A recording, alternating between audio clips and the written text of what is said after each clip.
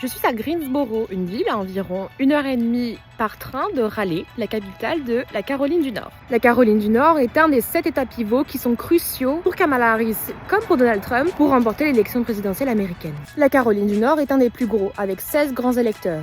Autant dire qu'elle est particulièrement convoitée par les deux campagnes. Pour Kamala Harris, la victoire dépendra donc non seulement du vote des campagnes qui votent majoritairement pour Donald Trump, mais également de la mobilisation des électeurs qui sont démocrates ou qui penchent côté démocrate dans les bastions historiques démocrates. Greensboro est l'un d'entre eux. C'est une ville qui est particulièrement universitaire, avec plusieurs universités, mais notamment l'Université d'État de Greensboro. Elle concentre également une forte population afro-américaine, qui généralement vote démocrate. La population est assez progressiste, y compris au sein des églises, comme celle que vous voyez derrière moi. Peu de suspense donc à Greensboro le 5 novembre, mais il y a quand même des signaux à observer. L'une des priorités de la campagne de Kamala Harris et des démocrates en général, c'est d'être sûr qu'une majorité d'électeurs à Greensboro qui sont démocrates ou qui penchent côté démocrate aillent bel et bien voter le 5 novembre. Les jeunes sont donc une cible prioritaire pour la campagne parce que non seulement ils représentent un réservoir de voix immense, mais également parce qu'ils sont les plus abstentionnistes. Pour cette raison, la campagne de Kamala Harris, mais également des volontaires, circulent dans les campus,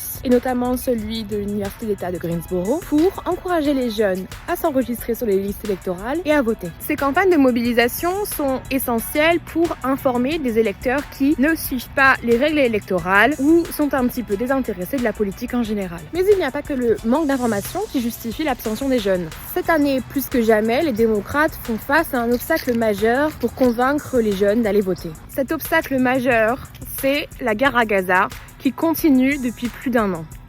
À voir donc si le soutien de la vice-présidente à Israël sera rédhibitoire pour ses électeurs en novembre ou s'ils trouveront le moyen de faire la part des choses pour battre Donald Trump.